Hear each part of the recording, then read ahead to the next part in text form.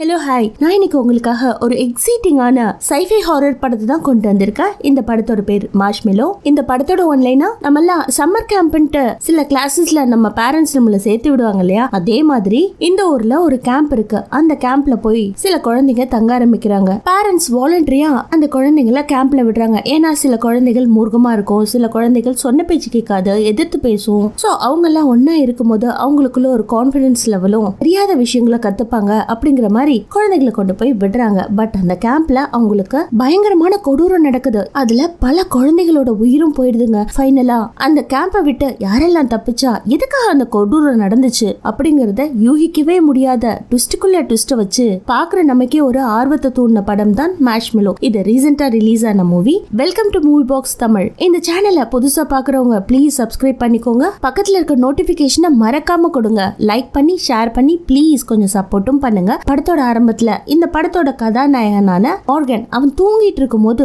பயங்கரமான கனவுங்க. ஏதோ நீர்நிலைகள்ல இருக்கிற மாதிரி இருக்கு. அப்படியே அவன் தண்ணிக்குள்ள முழுகிற மாதிரி இருக்கு. அடுத்து அவன் படுத்து தூங்கிட்டு இருக்கான் இல்லையா, அந்த பெட்ரூம் ஃபுல்லா தண்ணி அப்படியே நிறைஞ்சு போய் அவனோட டாய்ஸ் எல்லாம் மிதந்துட்டு இருக்கும். அப்ப அவன் கண் விழிச்சு பாக்குறான், அவனோட வயிற்றுல யாரோ ஒருத்தர் கத்தியால கீர்ன மாதிரி ஒரு கீரல், அதுல இருந்து தண்ணி அப்படியே பீச்சுக்கிட்டு அடிக்கா. இந்த இடத்துல டைட்டில் போட்டு படத்தையும் ஆரம்பிக்கிறாங்க. அடுத்த சீன்ல அந்த ஸ்ட்ரீட்ல நிறைய பசங்க ஜாலியா விளையாண்டுட்டு இருக்காங்க. இவன் உட்காந்து வேடிக்கை பார்த்துட்டு இருக்காங்க. இவனுக்கும் விளையாடணும்னு ஆசை. ஒரு தைரியத்தை வரவழைச்சுக்கிட்டு புதுசா இந்த ஊருக்கு வந்திருக்கோம், இருந்தாலும் அவங்க கிட்ட போய் நம்மளும் விளையாடலாம் அப்படிங்கிற மாதிரி நானும் விளையாட வரேன் அப்படின்னு சொன்ன உடனே அவங்க இவன் கிட்ட பால கொடுத்துட்டு அவங்க பாட்டுல போயிடுறானுங்க. கூட யாருமே விளையாடல, அப்படியே தனிமையா இருக்கான். அதனாலே ஃப்ரஸ்ட்ரேஷன்ல சோகமாயிடுறான். இது எல்லாத்தையும் அவங்க தாத்தா பாத்துட்டு இருக்காரு. பேரன் இப்படி ஃபீல் பண்றது நினைச்சு அவருக்கும் ஒரு ஃபீல் இருக்கு. அடுத்து டைனிங் டேபிள்ல உட்காந்துட்டு இருக்கும்போது எல்லாரும் சாப்பிடுறாங்க. இவன் மட்டும் சாப்பாட்ட கிளறிக்கிட்டே உட்காந்துட்டு இருக்கான். இங்க பாரு மார்கன், இப்படி எல்லாம் இருக்க கூடாது, நீ நல்லா சாப்பிடணும். நீ அதெல்லாம் விட இங்க இருக்க பசங்க உன்கிட்ட விளையாடலன்னு ஃபீல் பண்ணாத. கண்டிப்பா உனக்கு ஒரு நல்ல ஃப்ரெண்ட்ஸ் கிடைப்பாங்க. அது மட்டும் இல்ல, இப்பதான் நம்ம புதுசா வந்திருக்கோம், அவங்க பழகிறதுக்கு கொஞ்சம் டைம் எடுத்துப்பாங்க. நீ வேணா ஒண்ணு பண்றியா, உன்னை கேம்புக்கு அனுப்புறோம், நீ அங்க போ. அங்க நிறைய பேர் உங்க கூட பேசுவாங்க. எல்லாருமே புதுசா வந்ததுனால புது புது ஃப்ரெண்ட்ஸ் கிடைப்பாங்க அப்படிங்கிற மாதிரி இவன் கிட்ட கன்வின்ஸ் பண்ண. பட் இவன் எதிர்த்து பேசிக்கிட்டே இருக்கான். அவங்க தாத்தா இவன் கிட்ட ரொம்ப பாசமா இருக்காரு. எல்லா விஷயத்தையும் எக்ஸ்பிளைன் பண்ணிக்கிட்டே இருக்காரு. இங்க பாருடா, நீ கேம்புக்கு போனீங்கன்னா உனக்கு நிறைய அட்வென்ச்சர் இருக்கும், நல்ல ஃபீல் இருக்கும், நிறைய விஷயங்களை கத்துக்கலாம் அப்படிங்கிற மாதிரி சொல்லும் போது இவனுக்கும் சந்தோஷம். இங்க பாரு, நீ திரும்ப வரும்போது பயங்கர ஸ்ட்ராங்கான பையனா வருவ, எதுக்கும் ஃபீல் பண்ணாத அப்படின்னு பேசிட்டு அவர் பாட்டுல நடந்து போவாரு. அப்ப அவருக்கு ஹார்ட் அட்டாக் மாதிரி வர மாதிரி இருக்கு. அவர் நெஞ்ச தடவிக்கிட்டே இருப்பாரு. இருந்தாலும் அவரு அதே இடத்துல கீழே விழுந்து உயிருக்கு போராடிட்டு இருக்காரு. அந்த சமயத்துல அவங்க அப்பா ரொம்ப பேனிக் ஆறாரு. அம்மா டக்குன்னு எமர்ஜென்சிக்கெல்லாம் கால் பண்ணி பாக்குறாங்க. இருந்தாலும் இவருக்கு கொஞ்சம் கொஞ்சமா உயிர் போய்கிட்டே இருக்கு. அந்த பக்கம் அவங்க அம்மாவும் வீட்டு அட்ரஸ்ல இந்த குடும்ப பேர் முதற்கொண்டு கொடுத்துட்டு இருக்காங்க. அவர் உயிரும் போயிடுது. அதை பார்த்து துடிச்சுக்கிட்டே மார்கன் உட்காந்துட்டு இருக்கும்போது அவனால தாங்க முடியல. நல்லா பேசுறவர் தாத்தா மட்டும்தான், அவரும் போயிட்டாரு. அடுத்த சீன்ல அவரை அடக்கம் பண்ற காட்சி தான் காட்டுறாங்க. அப்போ இன்னும் இவனுக்கு சோகம். அவர் கொடுத்த ஃப்ளூட்டை மட்டும் அப்படியே கையில வச்சுக்கிட்டு யோசிச்சுக்கிட்டே இருக்கான். அவ்வளோ தனிமையில இருப்பான். இதெல்லாம் முடிஞ்சதுக்கு அப்புறம் வீட்டுல இருக்கும்போது அவங்க அம்மா வந்து பாசமா பக்கத்துல உட்காடுறாங்க. ஏண்டா இப்படியே இருக்க, சாப்பிட மாட்டேங்கிற, தாத்தா ஞாபகத்திலே இருக்காத, பிறந்தவங்க எல்லாருமே ஒரு நாள் இறந்துதான் போவாங்க, அதை நீ ஏத்துக்கிட்டு தான் ஆகணும் அப்படிங்கிற மாதிரி சொல்ல அவங்க அப்பா வந்து இப்படியே இருக்காத, கேம்புக்கு கிளம்பு, அங்க போனீங்கன்னா நீ ஸ்ட்ராங் ஆயிடுவ அப்படின்ற மாதிரி சொல்ல எதிர்த்து வேற பேசுறான். இப்ப அப்பா கிட்ட இப்படி எல்லாம் பேசக்கூடாது அப்படிங்கிற மாதிரி அவனுக்கு அட்வைஸ் பண்றாங்க அவங்க அம்மா. இருந்தாலும் அடுத்த சீன்ல அந்த ஊர்ல இருக்க குழந்தைகளுக்காக சம்மர் கேம்ப் ஒண்ணு ஓபன் பண்ணிருக்காங்க, அதுவும் ஃபாரஸ்ட்குள்ள. அங்க பாத்தீங்கன்னா நிறைய ஆட்கள் இருக்காங்க. அந்த கேம்ப ரன் பண்றதுக்குனே டீனேஜர்ஸ் சில பேர் குரூப்பா இருந்து இந்த குழந்தைகளை பாத்துக்கிறதுக்காக எல்லா ட்ரைனிங்கையும் மேற்கொண்டுட்டு இருக்காங்க. அதுல கோலன்ஸ்னு ஒருத்தர் இருப்பாரு, அவரு தான் இதை முன்னெடுத்து நடத்திட்டே வராரு. இந்த கேம்போட பேர் ஆல்மார். இந்த கேம்ப் காட்டுல இருக்கிறதுனால நல்ல டெக்கரேஷன் எல்லாம் பண்ணி நேம் போர்ட்ல இருந்து பிளாக் வரைக்கும் எல்லாத்தையும் ஏத்தி ரெடியா வச்சிட்டு இருக்காங்க. சோ இதுல சில குழந்தைகள் மட்டும் தான் செலக்ட் பண்ணப்படுறாங்க. அந்த குழந்தைகளை செக் பண்ணிட்டு அவங்களுக்கான ஐடி கார்டு எல்லாம் ஒவ்வொருத்தருக்கு கொடுத்துட்டு இருக்கும்போது மார்கனை அவங்க அம்மா கூட்டிட்டு வராங்க. வந்த உடனே அவனோட பேரு ஐடி கார்டுல எழுதுங்க அப்படிங்கிற மாதிரி காலின்ஸ் அப்படிங்கிற லேடி ரொம்ப பணிவா பேசுறா. இங்க பாருடா, இதுக்கப்புறம் நீ கலக்க போற அப்படிங்கிற மாதிரி சொல்லிட்டு அவனை வார்ம் வெல்கம் கொடுக்குறான். இப்படியே நிறைய பேர் சேர்ந்துடுறாங்க. சேர்ந்ததுக்கு அப்புறம் அந்த இடமே கூட்டமாயிடுது. அதெல்லாம் பார்த்து இவனுக்குள்ள ஒரு உற்சாகம், பயந்து போய் எல்லாத்தையும் பார்த்துட்டு இருப்பான். அந்த சமயத்துல நான் கொண்டு போய் என் பையனை அவனோட கேம்ப்ல விடுறேன் அப்படிங்கிற மாதிரி சொல்ல, இல்ல பேரண்ட்ஸ் யாருக்கும் அலௌட் கிடையாது, சோ நீங்க இதோட போயிடுங்க, நாங்க கூட்டிட்டு போறோம் அப்படின்ற மாதிரி அவங்க அம்மா கிட்ட சொன்ன உடனே அவங்க அம்மாவுக்கு ஃபர்ஸ்ட் கொஞ்சம் ஒரு மாதிரி இருக்கு. இருந்தாலும் இனிமே கேம்ப்ல தானே இருக்க போறோம், நீ பார்த்து பத்திரமா இருடா, அவங்க என்னென்ன சொல்றாங்களோ அதுக்கு கீழ்ப்படிஞ்சு நடக்கணும். சம்மர் கேம்ப் முடிஞ்சதுக்கு அப்புறம் ஒன்னு வந்து நான் பிக்கப் பண்ணிக்கிறேன் அப்படின்ற மாதிரி சொல்லிட்டு காருக்கு போனவங்க ஏதோ ஒன்னத்தை எடுத்துட்டு வந்து திரும்ப கொடுக்குறாங்க. அந்த அளவுக்கு இவன் மேல பாசம். இப்படியே அங்க நிறைய பசங்க வந்து ஜாயின் பண்ணுவாங்க. அதுல கேர்ள்ஸ்ல சேர்ந்து டிஃப்ரெண்ட் ஸ்டேஜ்ல இருக்க பசங்க, அதாவது சில பேருக்கு 6 வயசுனா சில பேருக்கு 12 வயசு இருக்கும், சில பேருக்கு 18 வயசு கூட இருக்குங்க. இப்படியெல்லாம் வந்து ஜாயின் பண்றாங்க. இங்க பாய்ஸ்க்குன்னு தனியான இடம் இருக்கு, அதே மாதிரி கேர்ள்ஸ் ஸ்டே பண்றதுக்கு தனியான கேம்ப் இருக்கு. அப்படி பிரிச்சு விடுறாங்க. இதுல எனக்கு ரொம்ப பிடிச்ச கேரக்டர் யாருன்னா டெரிக் தான். பாக்குறதுக்கு செம பப்ளியா கையில மொபைல்லாம் வச்சுக்கிட்டு பாட்டு கேட்டுட்டு இருப்பான். அந்த சமயத்துல அவுரா கேஷ்வர் அப்படின்ற 2 பேர் வந்து இது மாதிரி எல்லாம் பாட்டெல்லாம் கேட்க கூடாது எஃப்எம் ரேடியோல, எங்க கிட்ட இதை ஒப்படைச்சிடு அப்படின்ற மாதிரி கேட்க அவனுக்கு செம்ம கோவம். நடுவரில காமிச்சிட்டு போவான் பாருங்க. அந்த அளவுக்கு கெத்தான பையன் அவன். இருந்தாலும் அவங்க அதை என்கரேஜ் தான் எடுத்துக்கிறாங்க. அடுத்து இவங்களுக்காக ஒரு மீட்டிங். என்னன்னா இங்க இருக்கவங்க எல்லாருக்காகவும் இந்த கேம்ப் அரேஞ்ச் பண்ணப்பட்டிருக்கு, எல்லாரும் ஹாப்பியா இருக்கலாம், தெரியாத விஷயங்களை கத்துக்கலாம் அப்படிங்கிற மாதிரி. காலின் அவர் தான் தலைவராச்சு, எல்லாருக்கும் இன்ட்ரோ கொடுக்கறாரு. இந்த பக்கம் டர்க் கிட்ட மோர்கன் ஹாய்ன்னு சொல்ல, அவனும் என்னோட பேர் டர்க் அப்படின்னு சொல்லிட்டு 2 பேரும் இன்ட்ரோ ஆயிக்கிறாங்க. எல்லாருமே சேர் அப் பண்ணதுக்கு அப்புறம் கேம்போட ரூல்ஸ் அண்ட் ரெகுலேஷன்ஸ் எல்லாம் சொல்றாங்க. அந்த அளவுக்கு ரொம்ப ஸ்ட்ரிக்ட் எல்லாம் இல்ல, எல்லாரும் ஜாலியா விளையாண்டுட்டு இருக்காங்க.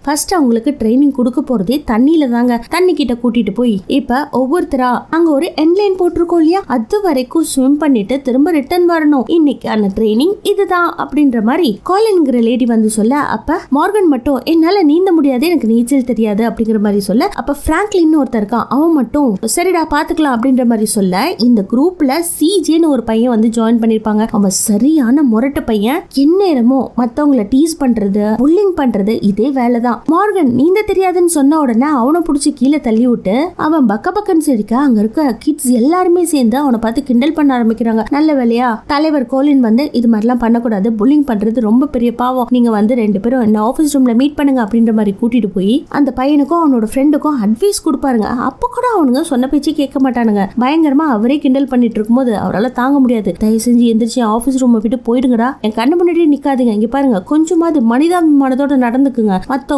ஹியூமன்ஸ் தான் அப்படிங்கிற மாதிரி சொல்றாரு. பட் அவனுங்க அதை காதை கொடுத்து கேட்கற மாதிரியே இல்லைங்க. எல்லாரும் போயிடுறாங்க. அன்னைக்கான நைட் கேம்ப் வருது. சோ ஃபயர் எல்லாம் ஏத்தி வச்சு ஜாலியா பாட்டு பாடி ஃபன் பண்ணிட்டு இருக்கும்போது அடுத்து யார் பாட போறீங்க அப்படின்ற மாதிரி இந்த பாத்துக்கிற டீம்ல இருந்து கேட்க, அப்ப கிட்ஸ் எல்லாம் இல்ல எங்களுக்கு பாட்டு வேண்டாம், கதை வேணும், அதுவும் ஹாரரா இருக்கணும் அப்படிங்கிற மாதிரி ஒவ்வொருத்தருக்கு ஒவ்வொரு ஒப்பீனியனை சொல்ல, அப்ப எல்லாருமே ஒரு கதையை சொல்றதுக்கு ஆரம்பிக்கிறாங்க. அப்ப டெரிக் மட்டும் ஏனா டாக்டர் கதையை பத்தி கேட்க கூடாது, எனக்கு கொஞ்சம் தெரியும், நான் ஃபர்ஸ்ட் சொல்லவா அப்படிங்கிற மாதிரி சொல்ல, இல்ல நானே அந்த கதையை ஃபுல்லா சொல்றேன் அப்படின்னு கோலின் மைக் மாதிரி அந்த டார்ச் இருக்கும் இல்லையா, அதை வாங்கி அவளோட மூஞ்சில அடிச்சுக்கிட்டு கதை சொல்ல ஆரம்பிக்கிறான். அதாவது இப்ப இங்க ஒரு கேம்ப் போட்டுட்டு இருக்காங்க இல்லையா, இந்த இடத்துல ரொம்ப வருஷத்துக்கு முன்னாடி ஒரு ஃபேமிலி வாழ்ந்துட்டு இருந்தாங்களாம். அதுவும் டாக்டர் ஃபேமிலியா. அவங்களுக்கு ஒரு வைஃபும் ஒரு குழந்தையும் இருந்துச்சா. அவர் ரொம்ப நல்லவராங்க, நிறைய ஆபரேஷன்ஸ் ஃப்ரீயா பண்ணுவாராம், நிறைய பேரை காப்பாத்துவாராம். இப்படி இருக்கும்போது நைட் ஆனதுக்கு அப்புறம் வீட்டுல எல்லாரும் சாப்பிட்டுட்டு தூங்குவாங்க இல்லையா, அவரு மட்டும் தூங்கவே மாட்டாரா. அவரோட வீட்டுக்கிட்ட ஒரு பேஸ்மெண்ட் இருக்குமா, அந்த பேஸ்மெண்ட் கிட்ட மட்டும் யாரும் போகவே கூடாதா. பட் அவர் மட்டும் போவாராம். அவர் போனவரை திரும்ப வரவே மாட்டாராம். விடிஞ்சதுக்கு அப்புறம் தான் வருவாராம்.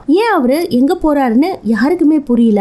வைஃபும் குழந்தையும் இதே டவுட்லயே இருந்துட்டு இருக்கும்போது ஒரு நாள் வைஃப் கூட இதை பத்தி கேட்டாங்களாம். பட் சரியான ரெஸ்பான்ஸ் கொடுக்காததுனால அவங்களுக்கு ஒரு ஆர்வம், என்னதான் நடக்குதுங்க அப்படிங்கிற மாதிரி அவங்க போய் உள்ள பார்த்த உடனே பயங்கரமான ஷாக். என்னன்னா பகல்ல அவரு அவ்வளவு நல்லவரா இருக்காரு இல்லையா, ஆனா நைட்ல ஹியூமன்ஸோட பாடியை அப்படியே கட் பண்ணி ஒவ்வொரு பாடியையும் இது ஒரு சயின்டிபிக் ரிசர்ச் வேற பண்ணிட்டு இருக்காராம். அதெல்லாம் பார்த்துட்டு அவங்க வைஃப் என்ன பண்ணிட்டு இருக்கீங்க அப்படின்ற மாதிரி கேட்க, நீ இந்த விஷயத்த பார்த்துட்டல, இதுக்கப்புறம் நீயும் என்னோட எக்ஸ்பெரிமெண்ட்ல ஒண்ணு அப்படிங்கிற மாதிரி சொல்லிட்டு தன்னோட குழந்தையையும் மனைவியையும் ஒன்னாக்கி அதே இடத்துல வச்சுட்டு இருந்தாராம். வெளியில விடவே இல்லையா, ஏன்னா இந்த விஷயம் வெளியில தெரியக்கூடாது இல்லையா. இப்படியே போயிட்டு இருக்கும் போது போலீஸ்ல வந்து விசாரிப்பாங்க இல்லையா, என் மனைவி என்னை விட்டுட்டு போயிட்டா, என் குழந்தைய தூக்கிட்டு போயிட்டா அப்படிங்கிற பதிலே சொல்லியிருக்கிறாரு. சோ ரொம்ப நாளா இது மாதிரியான குற்றங்களை அவர் பண்ணிட்டு இருந்திருக்கிறாரு. அங்க மெயினா ஹியூமன்ஸை மான்ஸ்டரா மாத்துறது தான் அவரோட வேலையா அப்படின்னு அவ கதை சொல்லும் போதே ஒரு குழந்தை மட்டும் இப்ப அந்த மான்ஸ்டர்ஸ் எல்லாம் எங்க அப்படிங்கிற மாதிரி கேட்க, அந்த மான்ஸ்டர்ஸ் எல்லாம் இந்த காட்டுக்குள்ள தான் சுத்தி வந்துட்டு இருக்கு. அது மட்டும் இல்ல, அந்த டாக்டரை யாரு பார்த்தாலும் அவங்க உயிரோட இருக்க மாட்டாங்க. கண்டிப்பா அந்த டாக்டர் இங்கதான் சுத்திட்டு இருக்கிறாரு. ஏன்னா அந்த இடத்த நாங்க இடிச்சிட்டு ஆல்மர் அப்படிங்கிற இந்த கேம்ப கட்டிட்டோம் இல்லையா, அதனால தேடிட்டு இருக்காரு. அவரோட ஹாஸ்பிட்டல் எங்க, அவரோட மனைவி எங்க, குழந்தை எங்க, இப்படியே தேடிட்டு இருக்காரு. சோ நீங்க யாரும் அவரோட கண்ணுல பற்றாதீங்க அப்படிங்கிற மாதிரி கேட்க, சோ அந்த மான்ஸ்டர்ஸ் எங்க அப்படி அப்படிங்கிற மாதிரி ஒரு பொண்ணு மட்டும் இவளை பார்த்து கேட்ட உடனே அந்த மான்ஸ்டர்ஸா கேஷ்வர் கிட்ட கேளுங்க அப்படிங்கிற மாதிரி இவ சொல்ல அந்த இடத்துக்கு கேஷ்வர் வந்து அமைதியா கதை கேட்டு இருந்த குழந்தைகளை அப்படியே அரட்டி விட்டு பயமுத்திடுறான். எல்லாரும் ஒரு செகண்ட் பயந்தவங்க அதுக்கப்புறம் ரிலாக்ஸ் ஆகி இது வரைக்கும் நம்ம கேட்டதெல்லாம் ஃபன் தான், இது உண்மை கிடையாது, சும்மா த்ரில்லிங்கா இருக்கணுங்கிறதுக்காக நான் இப்படியாப்பட்ட கதையை சொன்னேன் அப்படிங்கிற மாதிரி சொல்லிட்டு எல்லாரையும் அவங்க ரூம்ல போய் படுத்துக்க சொல்றாங்க. இப்படியே பாய்ஸ் தனியா கேர்ள்ஸ் தனியா அவங்க போயிட்டு இருக்கும் போது நம்ம மார்கன் கிட்ட மட்டும் ஒரு பொண்ணு வந்து பேசுறா. முதல் முறையா ஒரு பொண்ணு வந்து பேசுறத பார்த்துட்டு இவருக்கு செம சந்தோஷமாயிடுது. அவளோட பேர் பில்லர். சோ அவ வந்து பேசினதுக்கு அப்புறம் இவனுக்கு கொஞ்சம் ஃப்ரீயாவும் இருக்கும். ஏண்டா இந்த கேம்ப் கிட்ட சிஜே உன்ன கலாய்ச்சா இல்லையா, இப்ப நீ ஓகேவா அப்படின்ற மாதிரி கேட்க, நான் இப்ப நார்மலா தான் இருக்கேன், எந்த ஒரு ப்ராப்ளமும் இல்ல,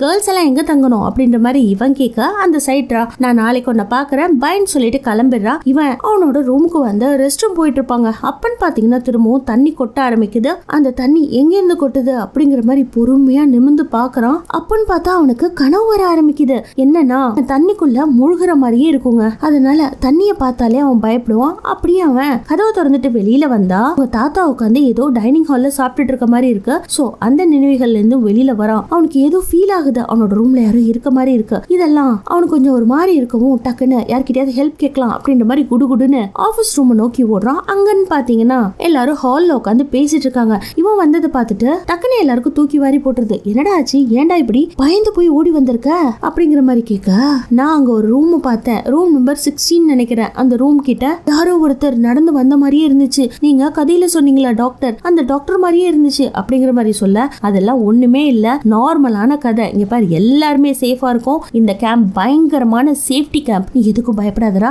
அப்படிங்கிற மாதிரி பிராங்க்லின் ஒருத்தர் இருப்பாரு, அவரு கூட அனுப்பி வச்சிருக்காங்க. அவரும் அவனோட ரூம் கிட்ட கூட்டிட்டு வராங்க. அங்க பாத்தீங்கன்னா சிஜே இருக்கான். சிஜே அவன் பாட்டுல தூங்கிட்டு இருக்கான். இங்க பாத்தியா இங்க ஒரு பையன் நல்லா தானே தூங்கிட்டு இருக்கான், நீ யாரோ ஒருத்தவங்க இங்க வந்தாங்கன்னு சொன்னி இல்லையா, அப்படி யாராவது வந்திருந்தா இவனை ஏதாவது பண்ணிருக்கணும் இல்லையா, எதுவுமே நடக்கல, யாரும் வரல, நீ அந்த கதையே மனசுக்குள்ள போட்டு குழப்பிட்டு இருக்க, நீ பாட்டுல நல்லபடியா தூங்க, இங்க ரொம்ப சேஃப்டிங்கிறத மட்டும் மனசுல வச்சுக்கோ அப்படின்ற மாதிரி சொல்லிட்டு அவர் போயிடுறாரு. மறுநாள் கிட்ஸ் எல்லாம் சில பேர் ஸ்விம்மிங் பூல்ல விளையாடுறது, சில பேர் படிக்கிறது, இப்படியே இருந்துட்டு இருக்காங்க. பட் பாத்தீங்கன்னா நம்ம மார்கன் மட்டும் பில்லர் கிட்ட போய் பேச போறான். அவன் ஏதோ புக்கை வச்சு படிச்சுட்டு இருக்கா. எனக்கு இது மாதிரி இயற்கையில உட்காந்து புக்ஸை படிக்கிறது ரொம்ப பிடிக்கும், பேர்ட்ஸ் வாட்சிங்னா ரொம்ப பிடிக்கும் அப்படிங்கிற மாதிரி அவங்க கிட்ட பேசிட்டு சில சாக்லேட்ஸ் அவங்க கிட்ட கொடுத்துட்டு அவ பாட்டுல போறா. அந்த சமயத்துல டர்க், ராஜ், சாம் அப்படின்ற 3 பசங்க ஓடி வந்து, என்னடா புது கேர்ள் ஃப்ரெண்டா உஷார் பண்ணிட்டியா அப்படிங்கிற மாதிரி கேட்க, நீ வேறடா அப்படின்ற மாதிரி சொல்லிட்டு எல்லாரும் விளையாட போயிடுறாங்க. அங்க இருக்கவங்க எல்லாருமே ஜாலியா விளையாண்டுட்டு இருக்காங்க, எந்த ஒரு ப்ராப்ளமும் இல்ல.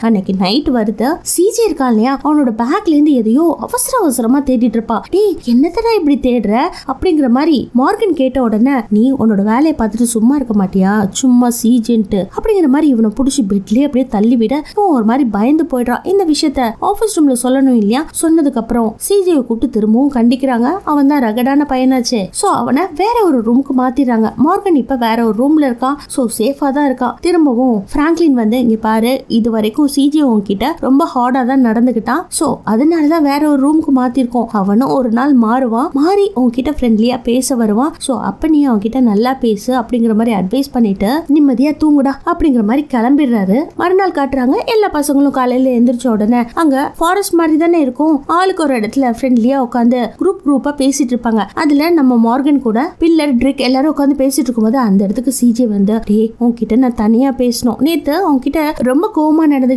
புல்லிங்லாம் பண்ணிட்டேன், அதுக்காக உங்ககிட்ட சாரி கேட்கணும், தனியா வரியா அப்படின்ற மாதிரி ஃப்ரெண்ட்ஸ் கிட்ட பேசிட்டு இருந்தவனை தனியா கூட்டிட்டு போய் அப்படியே பேச்சு கொடுத்துக்கிட்டே அந்த ஏரி இருக்கும் இல்லைங்களா, அந்த இடத்துக்கு கூட்டிட்டு போயிடான். கூட்டிட்டு போனதுக்கு அப்புறம், நான் இங்க உன்னை எதுக்கு தனியா கூட்டிட்டு வந்தேன் தெரியுமா அப்படிங்கிற மாதிரி அப்படியே தண்ணியில தள்ளி விட, அவ்வளவுதாங்க, இவனுக்கு நீச்சலே தெரியாது, முழுகிட்டே இருக்கான். அந்த இடத்துல யாருமே இல்ல, ஹெல்ப் ஹெல்ப்னு கத்திட்டு இருக்கான். இவனுக்கு கொஞ்சம் கொஞ்சமா உயிர் போயிட்டே இருக்கு. அதே சமயத்துல இதெல்லாம் பார்த்துட்டு ராஜ் என்ற பையன் வந்து, டேய் என்னடா பண்ண, எதுக்குடா அவனை இப்படி பண்ண அப்படின்ற மாதிரி கேட்க, அவனை பிடிச்சி பொக்கு பொக்கு பொக்குன்னு குத்திக்கிட்டே இருக்காங்க. அவன் முகத்துல இருந்து ரத்தம் வந்துகிட்டே இருக்கு. இருந்தாலும் விடாம குத்திட்டு இருக்கிறத பார்த்து நல்ல வேலையா கேம்ப்ல இருக்கவங்க எல்லாம் ஓடி வந்து ராஜையும் காப்பாத்திடுறாங்க. நம்ம மார்கனையும் தண்ணியில இருந்து தூக்கி அவனுக்கு ஃபர்ஸ்ட் எய்ட் எல்லாம் கொடுத்து உயிர் வர வச்சிருக்காங்க. 2 பேரும் இப்போ மெடிக்கல் ட்ரீட்மெண்ட்ல இருக்காங்க. என்னதான் இருந்தாலும் அவன் ஒரு ஃப்ளூட் மாதிரி வச்சிருப்பான் இல்லையா, அதுல கத்தி இருக்கும். அடுத்த தடவை மட்டும் வந்து என்கிட்ட ஏதாவது பிரச்சனை பண்ணானா அப்படிங்கிற மாதிரி அந்த கத்தியை ஓபன் பண்றான். பட் இவன் ரொம்ப சாஃப்ட், எதுவுமே பண்ண மாட்டான்னு நமக்கே நல்லா தெரியும். என்ன நடக்குதுன்னே தெரியல. வெளியில எல்லாம் குடுகுடுன்னு குடுக்குன்னு ஓடுற மாதிரி இருக்கு. இவனும் ஜன்னல் வழியா பார்த்துட்டு ஒன்னும் இல்ல, இங்க நிர்வாகம் பண்றவங்க தான் போறாங்க வராங்கன்றத புரிஞ்சுக்கிட்டு அவன் பாட்டுல தூங்க ஆரம்பிக்கிறான். அன்னைக்கு நைட் நல்லா தூங்கியும் போயிடுறாங்க. திடீர்னு பாத்தீங்கன்னா அவனோட முகத்துல வெளிச்சம் அடிக்குது.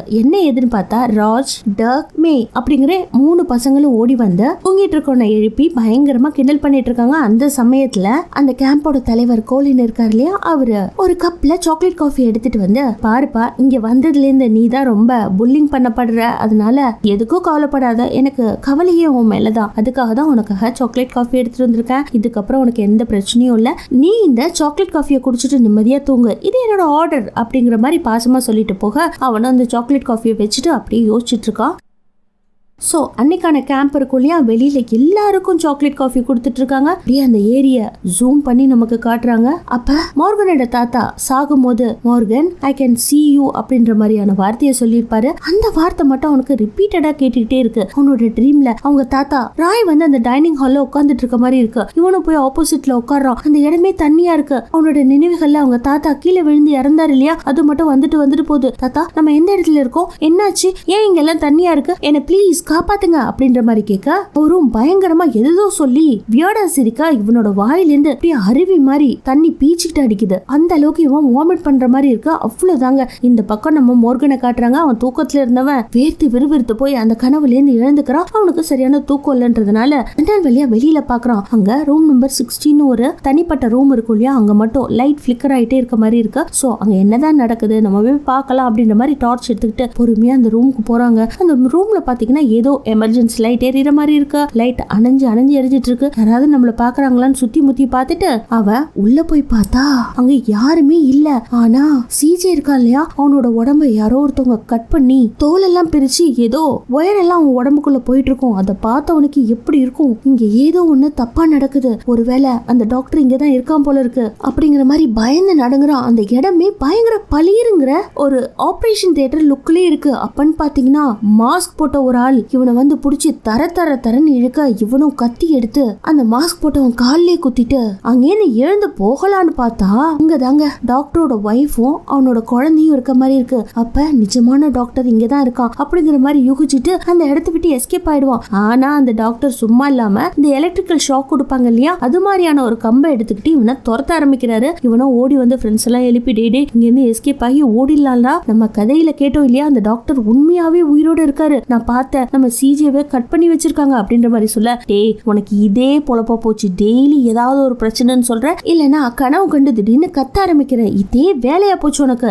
சும்மா அந்த கதையை நினைச்சிட்டு கன்ஃபியூஸ் பண்ணாம தூங்குடா போய் அப்படிங்கிற மாதிரி சொல்ல, டேய் நான் சொல்றத நம்புங்கடா அப்படின்னு இவன் சொல்லிட்டு இருக்கும் போது அந்த இடத்துக்கு டாக்டர் வருவாரா. வந்த உடனே எல்லாரும் பயந்து போய் அப்படியே பாக்குறாங்க. வந்தவன் ஸ்ட்ரெயிட்டா ராஜ் மேல அந்த எலக்ட்ரிக்கல் ஷாக்கு கொடுக்க அதே இடத்துல அவன் செத்து விழுந்துடுறாங்க. அவ்வளவுதான். மத்த குழந்தைகள் அங்கேருந்து எஸ்கேப் ஆகி குடுகுடுன்னு ஓடி போறாங்க. எங்க போறதுன்னே தெரியல. அந்த காட்டுக்குள்ள கண்ணா பின்னான்னு ஓடுறாங்க. இந்த பக்கம் ஈஸ்வரை காட்டுறாங்க. அவன் ஒரு பாடி பில்டர் மட்டும் இல்ல, நிறைய கேம்ஸ்லாம் விளையாண்டுட்டு இருப்பான். என்ன வெளியில சத்தம் கேக்குது அப்படிங்கிற மாதிரி எட்டி பார்க்கும் போது ஏதோ ஒரு குழந்தை கீழே கிடக்குற மாதிரி இருக்கு. சோ எல்லாருக்கும் இன்ஃபர்மேஷன் கொடுக்குறான், ஏதோ ஒண்ணு தப்பா இருக்கு, குழந்தைகளுக்கு ஆபத்து அப்படிங்கிற மாதிரி சொல்ல எல்லாரும் வெளியில வந்து குழந்தைகளுக்கு ஹெல்ப் பண்ண ஆரம்பிக்கிறாங்க. அதுக்குள்ள டேய் நம்ம எல்லாம் தப்பிச்சு ஓடி வந்துட்டோம், கேர்ள்ஸ் எல்லாம் என்னடா பண்ணுவாங்க, அவங்க கிட்ட போய் நம்ம தகவலை சொல்லணும் அப்படிங்கிற மாதிரி இவங்க ஒரு இடத்துல நின்னு பேசிட்டு இருப்பாங்க.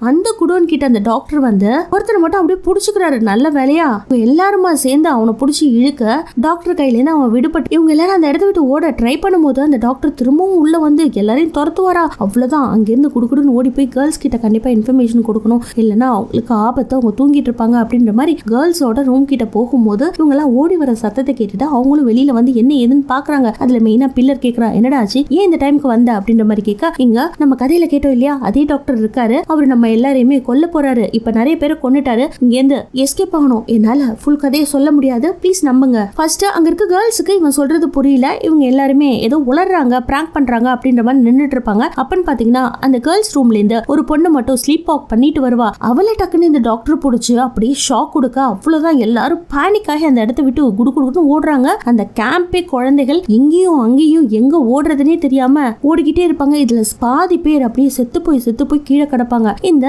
குரூப் ஆஃப் பசங்க இருந்தாங்க இல்லையா, இவங்க மட்டும் குடுகுடுன்னு இந்த ஸ்டோர் ரூம்லாம் இருக்கும் இல்லையா, படகுல போறதுக்காக சில போட்ஸ் துடுப்பு எல்லாம் இருக்கும் இல்லையா, அந்த இடத்துல போய் ஒளிஞ்சுக்கிறாங்க. நம்ம இங்க வந்து ஒளிஞ்சுக்கிட்டோம் ஓகே, பட் நம்ம இங்க இருக்கிறது எந்த விதத்திலயும் சேஃப் கிடையாது. யார் நல்லவங்கன்னு புரியல, யார் கெட்டவங்கன்னு புரியல. சோ நம்ம எல்லாரும் படகை எடுத்துட்டு இங்க இருந்து எஸ்கேப் ஆகலாம் அப்படிங்கிற மாதிரி சொல்ல, நீ படகை எடுத்துட்டு எஸ்கேப் ஆனாலும் மறுபக்கமும் காடுதான் இருக்கு. அந்த காட்டுக்குள்ள திரும்ப அந்த டாக்டர் வரமாட்டான்னு என்ன நிச்சயம்? அவன் தான் பேய அலைஞ்சிட்டு இருக்கானே, அவனோட ஆவி நம்மள சும்மா விடாது அப்படிங்கிற மாதிரி சொல்ல, அட்லீஸ்ட் நம்ம இந்த ஏரியிலயாவது மிதந்துட்டு இருப்போம், விடிகிற வரைக்கும், விடிஞ்சதுக்கு அப்புறம் வரலாம்டா அப்படிங்கிற மாதிரி பிளான் பண்ணும்போது நம்ம மார்கனுக்கு மட்டும் அதுல உடன்பாடு கிடையாது. அவனுக்கு தண்ணினா பயம். அவனுக்கு அடிக்கடி தண்ணியை நினைச்சுதான் கனவுகள் வரும். என்ன நடந்திருக்கும்னே தெரியாது. ஏதோ ஒரு சம்பவம் மட்டும் அவனுக்கு திரும்ப திரும்ப ரிப்பீட்டடா கனவுல வர, நான் உங்க கூட வரதுக்கு ரெடியா இல்ல, எனக்கு கொஞ்சம் பேனிக்கா இருக்கு. எப்ப சிஜி என்ன தண்ணிக்குள்ள புடிச்சு தள்ளினானோ அப்ப என்னோட உயிர் கொஞ்சம் கொஞ்சமா போறதை நான் ஃபீல் பண்ணேன். அப்பதான் என்னோட தாத்தா, என்னோட ராய் தாத்தா வந்து என்ன காப்பாத்தினாரு அப்படிங்கிற மாதிரி இவன் ஃபீல் பண்ணி சொல்ல, சரிடா நீ வர வேணாம், நீங்க சேஃப்டியா இரு, பட் நாங்க மட்டும் போறோம் அப்படிங்கிற மாதிரி எல்லாரும் ஒரு முடிவுக்கு வந்துடுறாங்க. அவங்க எல்லாரும் இப்படி பேசிட்டு இருக்கும் போது அந்த இடத்துக்கு கேஷ்வர் வரான். கேஷ்வர் வந்தவன் கையில ஒரு உருட்டுக்கட்டை ஏற வச்சுட்டு வருவான் இல்லையா, அதனால பயந்து போய் எல்லாரும் ஒளிஞ்சிட்டு இருப்பாங்க. அதுல ஒரே ஒரு வாண்டு மட்டும் டக்குன்னு வெளியில வந்து,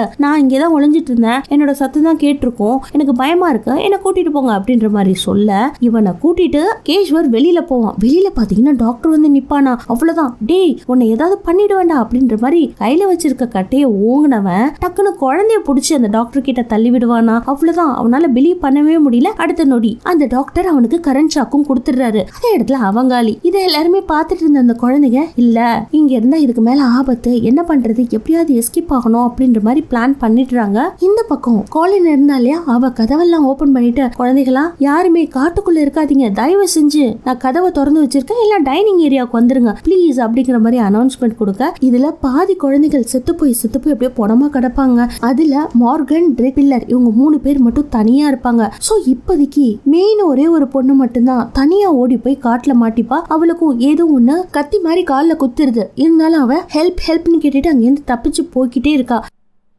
இந்த பக்கம் பாத்தீங்கன்னா இவங்க 3 பேர் போனாங்க இல்லையா, இன்னொரு ரூம் மாதிரி இருக்கும், அந்த பக்கமா ஓடிட்டு இருக்கும்போது பிராங்க்லினோட தலையில யாரோ பலமா அடிச்சிருப்பாங்க போல இருக்கு. அவன் தலையிலேயே கையை வச்சுக்கிட்டு நடந்து வரும்போது இந்த குழந்தைங்க நின்னுட்டு இருக்காங்க. இவங்கள பார்த்த உடனே, என்னாச்சுடா, ஏன்டா இங்க நின்னுட்டு இருக்கீங்க அப்படிங்கிற மாதிரி கேட்க, உங்களுக்கு இங்க நடக்கிற விஷயம் தெரியாதா, அந்த டாக்டர் நம்ம கதையில கேட்டோம் இல்லையா, அதே டாக்டர் உயிரோட இருக்கான், இங்க இருக்கிற பாதி குழந்தைங்களை கொண்டுட்டான் அப்படிங்கிற மாதிரி சொல்ல, என்ன யாரோ தாக்கிட்டாங்க, மேபி அவனதான் இருக்கும்னு நினைக்கிறேன், நீங்க ஒண்ணு பண்ணுங்க, இங்க டெலிபோன் இருக்கு, அதுவும் ஆபீஸ் ரூம்ல இருக்கு, அந்த ஆபீஸ் ரூம் ஓபன் பண்றதுக்கு ஒரு கீ இருக்கு, அந்த கீயை நான் சொல்றேன், நல்லா மனப்பாடம் பண்ணிக்கோங்க, அதை போட்டீங்கன்னா கதவு திறக்கும், உள்ள போனீங்கன்னா உங்களுக்கு ஒரு டெலிபோன் இருக்கும், அந்த டெலிபோன் எடுத்து நீங்க பேசுங்க, போலீஸ்க்கு ஹெல்ப் கேளுங்க அப்படின்ற மாதிரி சொல்லிட்டு அவனும் நடந்து போறாங்க. இந்த பக்கம் மே மட்டும் காட்டுக்குள்ள போய் தனியா விழுந்த கால்ல கத்தி குத்து வாங்கிட்டு ஓடுவா இல்லையா, அவ ஓடினவ நடு ரோட்டுக்கு ஓடி போயிடுறா. நல்ல வேலையா அங்க ஒரு பெட்ரோல் வரும், அதை ஸ்டாப் பண்ணி அவளும் ஹெல்ப் கேக்குறா. அங்க ஒரு லேடி இருக்காங்க, போலீஸ் ஆபீசர், அவங்க டக்குனு இவள காருக்குள்ள ஏத்துக்கிட்டு, எங்கம்மா என்னாச்சு அப்படிங்கிற மாதிரி அவளை விசாரிச்சுக்கிட்டே வண்டி ஓட்ட ஆரம்பிக்கிறாங்க. இந்த பக்கம் காட்டுறாங்க,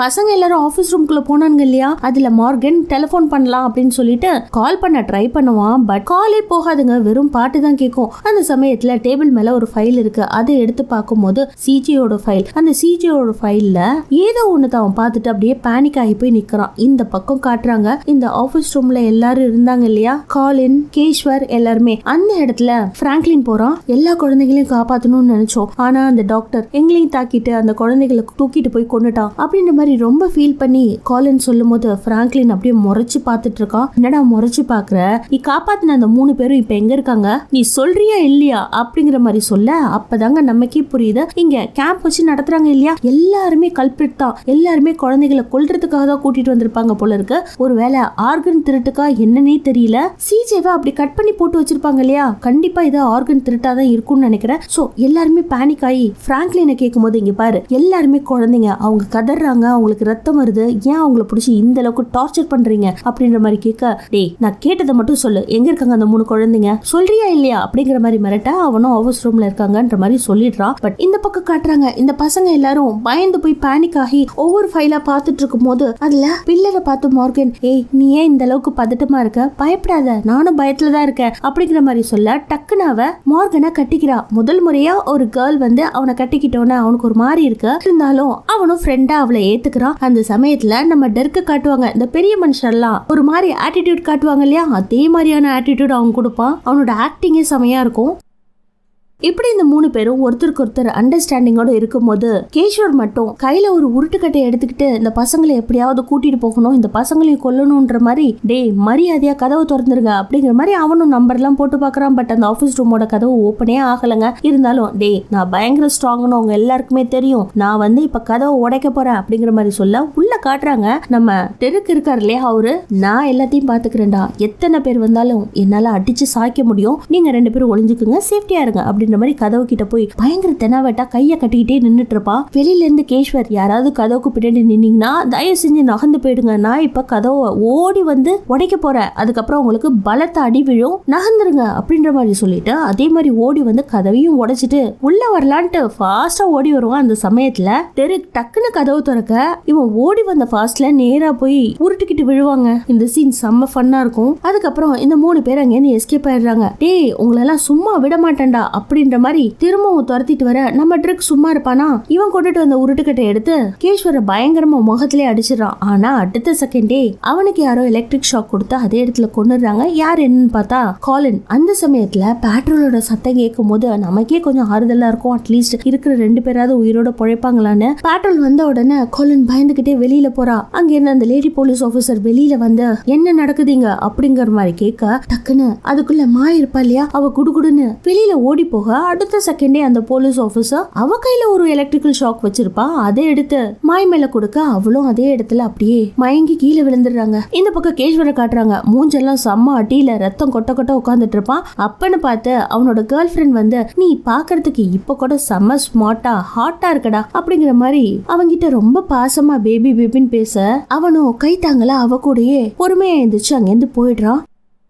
அடுத்த சீன்ல காட்டுறாங்க இவங்க எல்லாரும் காட்டுக்குள்ள எங்க ஓடுறதுனே தெரியாம ஓடிட்டு இருந்தாங்க இல்லையா. அப்பன்னு பாத்தீங்கன்னா 2 ஆம்புலன்ஸ் வருது. நான் நினைச்ச மாதிரியே இந்த குழந்தைகள் எல்லாம் கொண்டு இவங்களோட ஆர்கன்ஸ் மட்டும் திருடுறாங்க போல இருக்கு. சோ இவங்க இப்ப ஒரு இடத்துல ஒளிஞ்சிட்டு இருப்பாங்க. அந்த இடத்துல நிறைய ஃபைல்ஸ் எல்லாம் இருக்கும். என்னடா இங்க டிராவா இருக்கு, என்னது இது அப்படிங்கிற மாதிரி ஒவ்வொரு டிராவையும் ஓபன் பண்ணி மார்கனும் பில்லரும் மட்டும் பாக்குறாங்க. அதுல ஒரு விஷயத்த இவங்க கண்டுபிடிக்கிறாங்க. என்னன்னா சிஜியோட ஃபைல் இருக்குங்க. பட் அதுல அவன் இறந்தது இப்ப கிடையாது, அவன் இறந்து போய் பல வருஷங்கள் ஆகுது அப்படிங்கிற மாதிரி எழுதி இருக்கும் போது அதை படிச்ச மார்கனுக்கு அப்பதாங்க ஒரு மாதிரி பேனிக் ஆகி அந்த தண்ணிக்குள்ள அடிக்கடி அவன் நீந்திட்டு இருக்க மாதிரி தாத்தா காப்பாத்துற மாதிரி ஒரு கனவை கண்டுட்டே இருப்பான் இல்லையா. அது அவனுக்கு அப்படியே நடுங்கி போய் கீழே உட்காந்துடுறான். அதே சமயத்துல வெளியில காட்டுறாங்க அங்க இருந்து நிறைய டாக்டர்ஸ் எல்லாம் வர மாதிரி இருக்கு. நிறைய பெட்டிகள் எல்லாம் கொண்டுட்டு வராங்க. ஒவ்வொரு பெட்டியா ஓபன் பண்றாங்க. அதுவும் ஐஸ் பாக்ஸ் பெட்டின்னு சொல்லுவாங்களே, அந்த ஆர்கன்ஸ் எல்லாம் எடுத்துட்டு போற மாதிரியான பெட்டி. அது இங்க பாத்தீங்கன்னா காடு முழுக்க குழந்தைகள் அப்படியே இறந்து போய் கிடக்குறாங்க.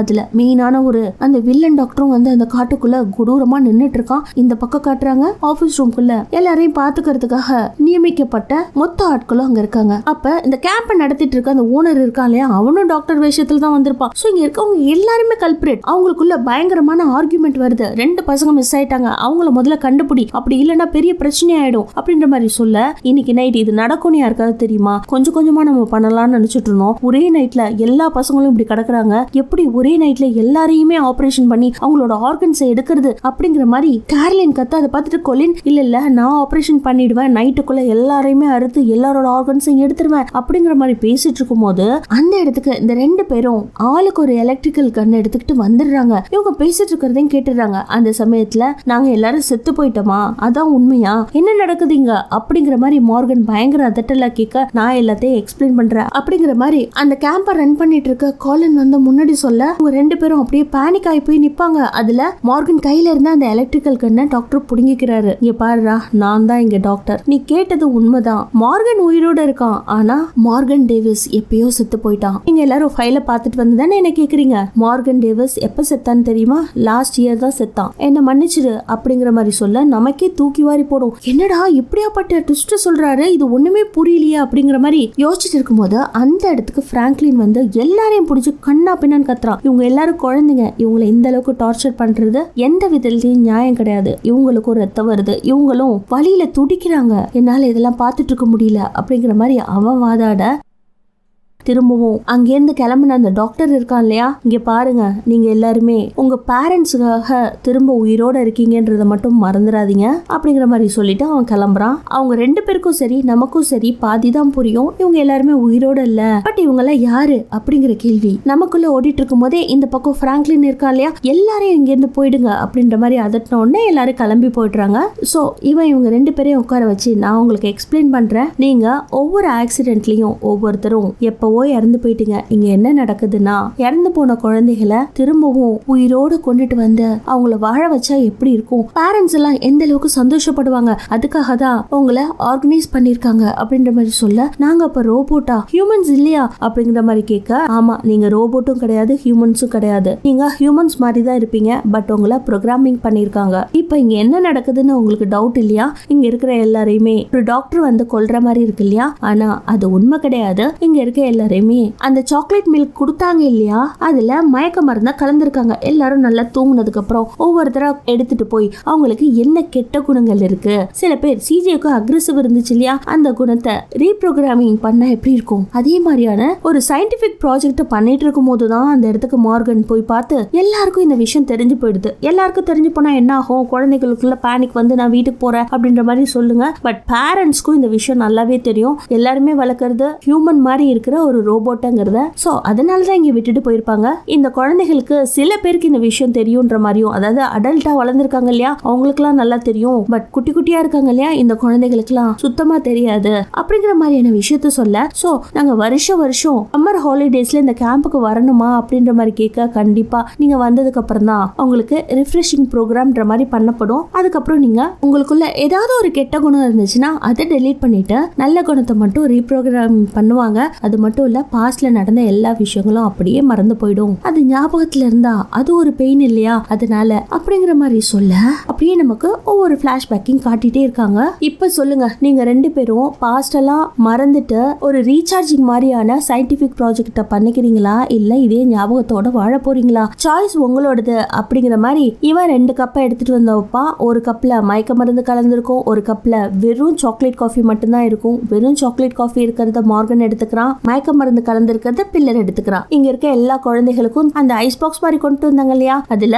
ஃப்ரீஸ் பண்ணப்பட்ட ப்ரோக்ராமிங் பண்ணப்பட்ட ஒரு வளைய மாதிரி இருக்கும், அந்த ரிங் எடுத்து எல்லா குழந்தைகளுக்கும் வைக்கிறாங்க. அது சார்ஜர் மாதிரி இருக்கு. மறுநாளும் விடியுதுங்க, எல்லாரும் ஃப்ரெஷ்ஷா திரும்பவும் பிராங்க்லின் சொன்ன மாதிரி பழசெல்லாம் மறந்துட்டு ஜாலியா விளையாண்டுட்டு இருக்காங்க. எல்லாரும் உயிரோட தான் இருக்காங்க. அவங்க நார்மலா வளருவாங்களாம், அவங்களுக்கு சாப்பிட்றதுக்கான ப்ரோக்ராமிங்கும் பண்ணப்பட்டிருக்கான். ஸோ தே கேன் ஈட் அப்படிங்கிற மாதிரி இருக்கு. ஸோ நார்மலான லைஃபை தாங்க ஒரு ரோபோட்னே தெரியாம வாழ்ந்துட்டு இருந்தா எப்படி இருக்குன்ற மாதிரியான சயின்டிபிக் ப்ராஜெக்ட் தான் இதுன்ற மாதிரி சொல்லியிருக்காங்க.